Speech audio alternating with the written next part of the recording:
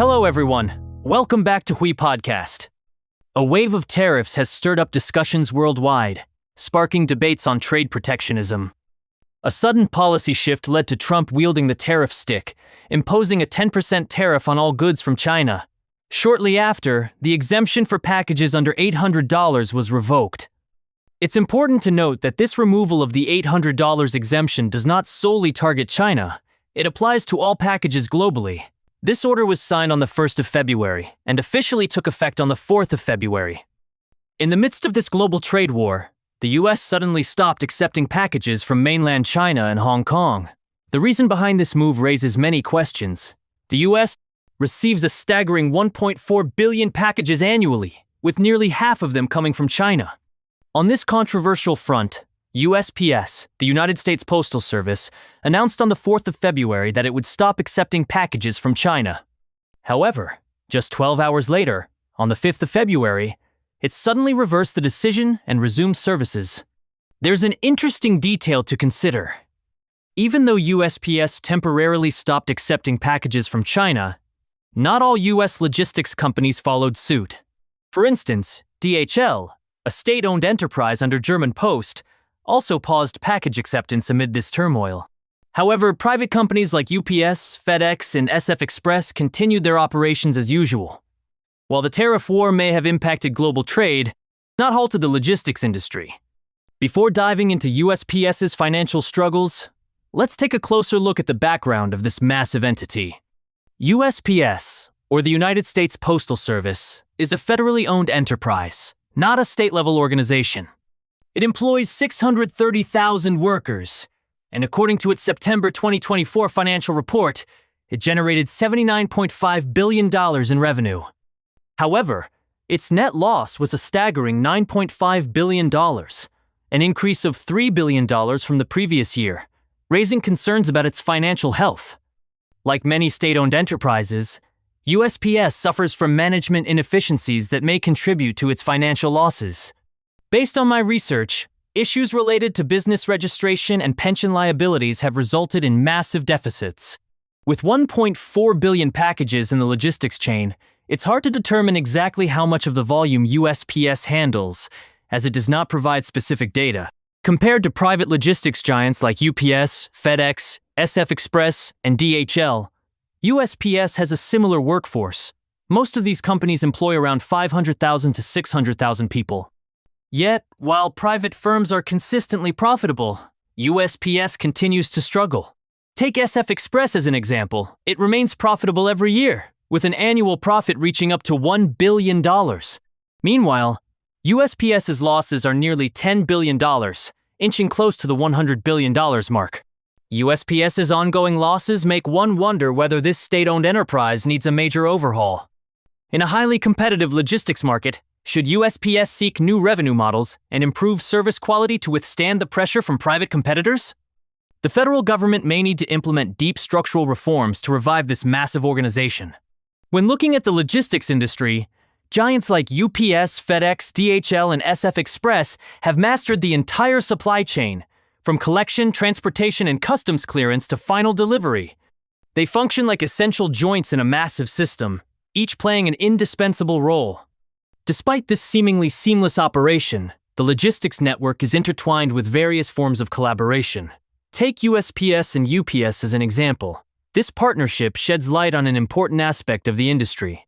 Within the US, USPS relies on UPS for a large portion of its air cargo operations.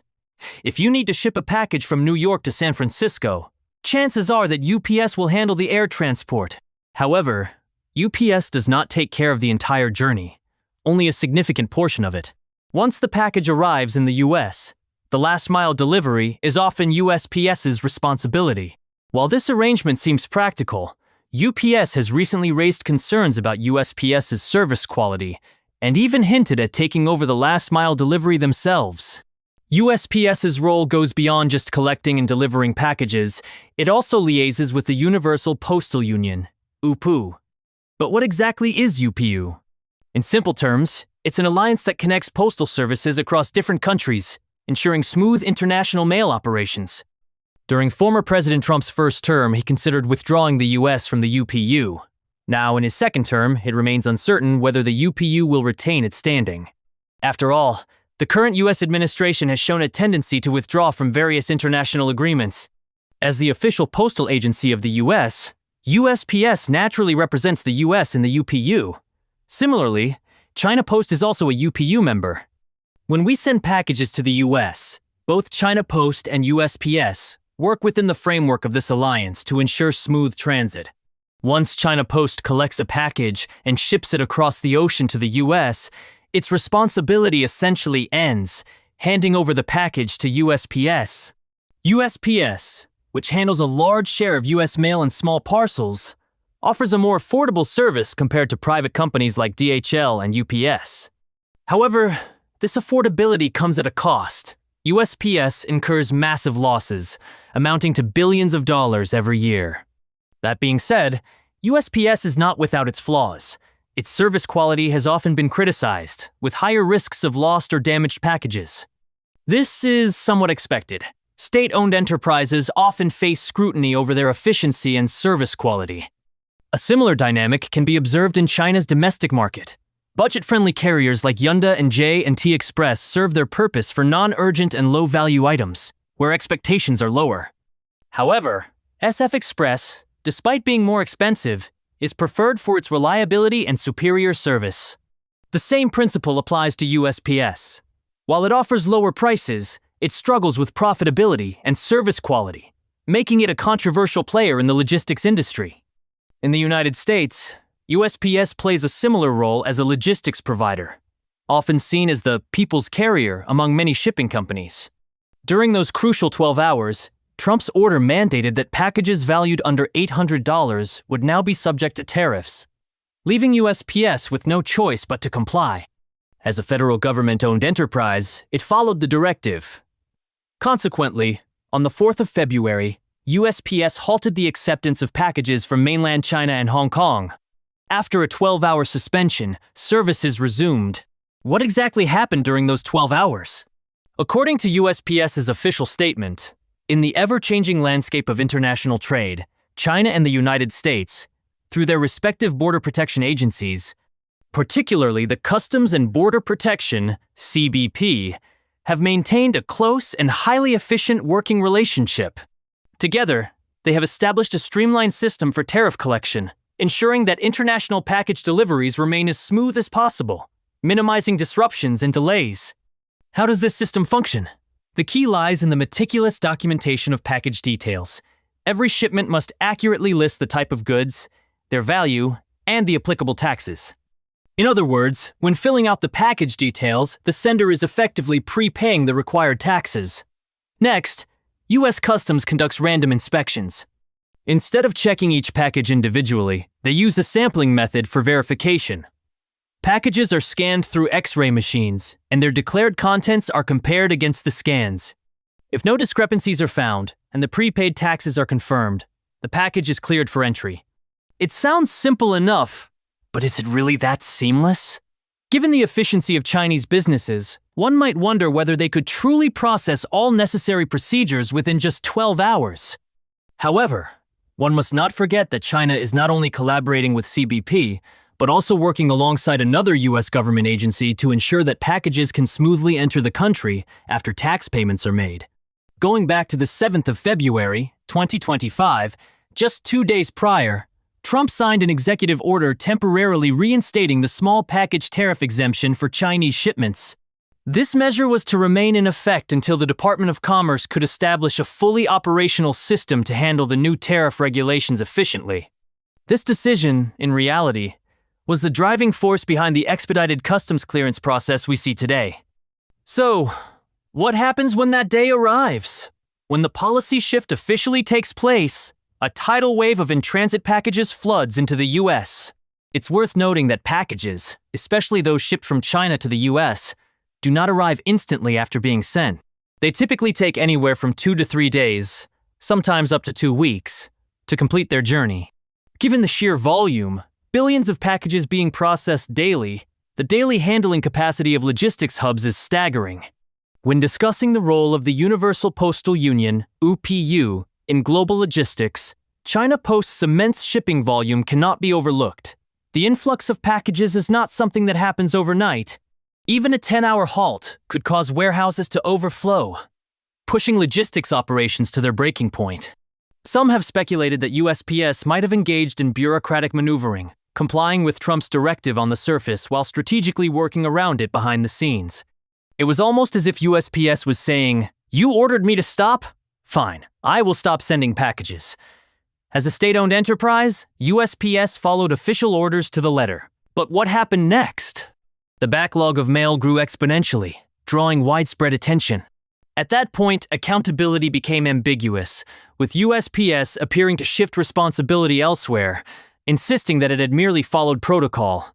Meanwhile, Trump introduced another major policy shift, the complete removal of the small package tariff exemption. This move raised concerns about its impact on China's e-commerce industry. Many feared that platforms like Shein, Temu, AliExpress, and even TikTok's e-commerce operations would struggle to compete against US retailers. Was this truly the case? To assess whether this policy would genuinely benefit American manufacturing and encourage domestic production, we need to examine its effectiveness. The reality might be disappointing. Many small consumer goods, such as phone cases and charging cables, are hardly produced in the US anymore. These items can be manufactured in China for just a few yuan, yet in the US, their retail price can soar to over $100. This massive profit margin suggests that taxation alone would do little to bridge the cost gap. Instead, the policy might end up protecting major American retail chains like Target and Dollar Tree. These companies will likely continue sourcing goods from China, only to resell them domestically at inflated prices. This reflects an interesting economic phenomenon. Despite rising prices, Americans still prefer to pay a premium for imported goods rather than manufacture them locally. So, what's driving this behavior? One crucial factor is the rise of overseas warehousing. Platforms like TikTok, Shein, Temu, and AliExpress have all aggressively expanded their network of US-based warehouses. What exactly is an overseas warehouse? Simply put, it's a storage facility set up in a foreign country. Instead of shipping products from China in small individual parcels, merchants consolidate goods into large shipping containers and send them in bulk to the US. Once these items arrive, they are distributed domestically to consumers. From a cost perspective, overseas warehousing doesn't necessarily increase expenses. Why? If individual packages were shipped directly from China to the US, the cost might not be any lower. However, by consolidating goods into containers and shipping them in bulk, companies can often save money. Of course, there are risks associated with this approach, primarily warehouse storage costs. Once products are stored in the US, additional expenses are incurred. By contrast, direct shipping from China allows merchants to avoid storage fees until the package actually arrives in the US. Ultimately, whether these policy changes will truly reshape global trade remains to be seen. However, one thing is clear: logistics, trade regulations, and economic strategies are intricately linked, creating ripple effects that impact businesses and consumers on a global scale. While overseas warehouses bring certain uncertainties, they also offer convenience for both merchants and consumers, and can even be more cost-effective. Businesses in the US are beginning to notice a subtle yet profound shift. Previously, purchasing small goods directly from China and shipping them to the US could take 5, 6, or even more days. However, with these goods already stored in US-based warehouses, they can now be selected and shipped immediately upon order, drastically improving delivery efficiency. As logistics cycles shorten, transaction volumes naturally rise. For Chinese merchants, this could be a major advantage. Even with added tariffs, their prices remain significantly lower than those of US retailers. The reason? American retail operations, including store costs, warehousing, and overall management, incur extremely high expenses. In contrast, e-commerce platforms operate with much greater efficiency and at a fraction of the cost, not just because they lack physical stores, but also due to their streamlined operational models. Even when compared to American-made goods, Chinese e-commerce still holds a clear pricing advantage. This means that the tariff issue is not a competition between Chinese and American manufacturing, but rather a battle between Chinese e-commerce and American retail giants. So, what will be the ultimate outcome of package taxation? We may see the effects of this policy solidify over the next couple of months.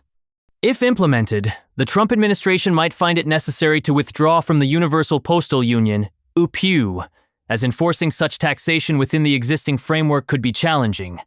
If tariffs do take effect, the U.S. government stands to gain substantial revenue.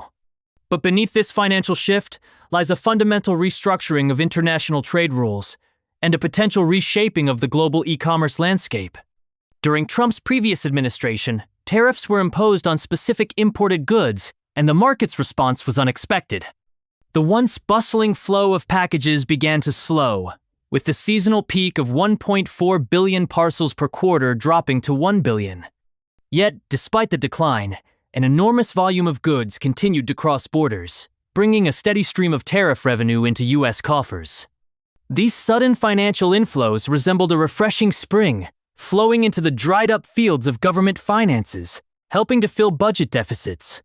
Trump himself envisioned an ambitious plan to establish a U.S. sovereign wealth fund using the tariff revenue. Drawing inspiration from models like the Abu Dhabi Investment Authority and Singapore's Temasek, he proposed channeling these funds into large-scale projects that could drive economic breakthroughs.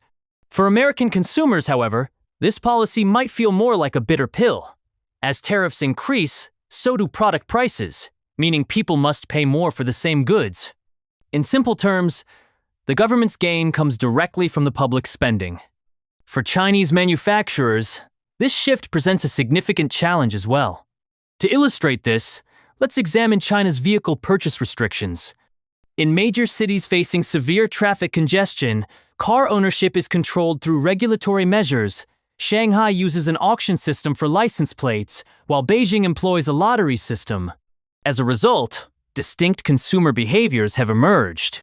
In Shanghai, where license plates are expensive, buyers prefer high-end vehicles.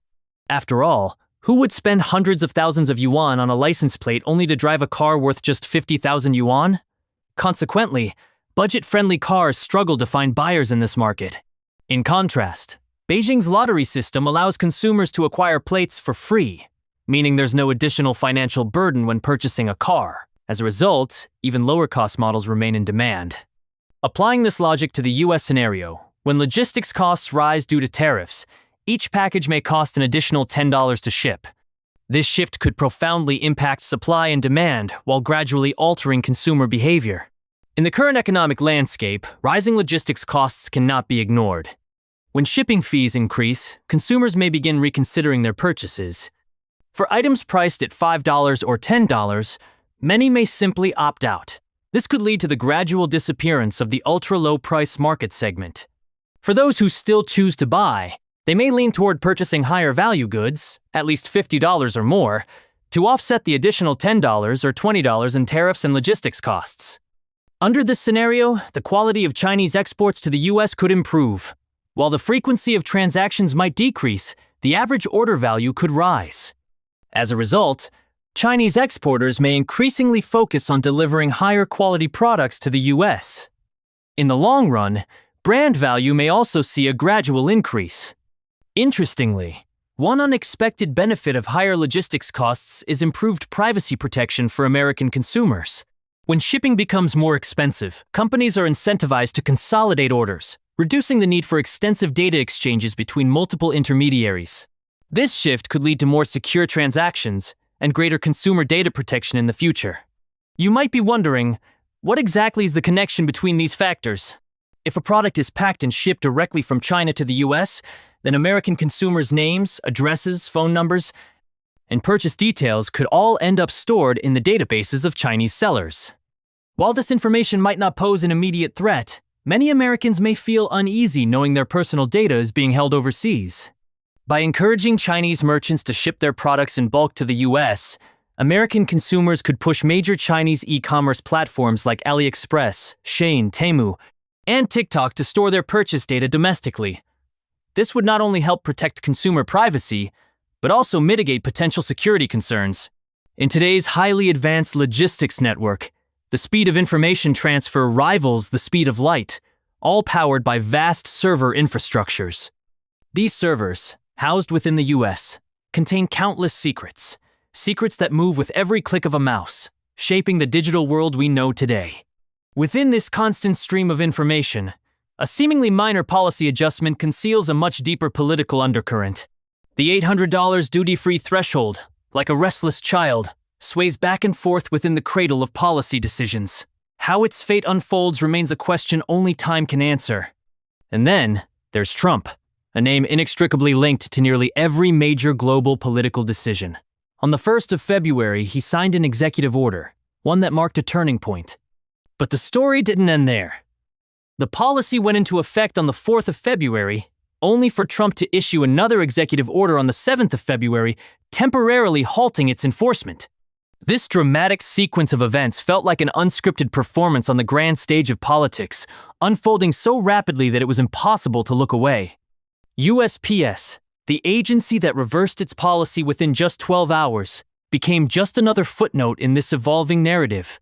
Meanwhile, Trump's every move seemed like a strategic play in a high-stakes game of power, one where predicting his next step was nearly impossible. No, this story is far from over. It continues to evolve, much like the secrets hidden within the depths of our digital servers, waiting to be uncovered.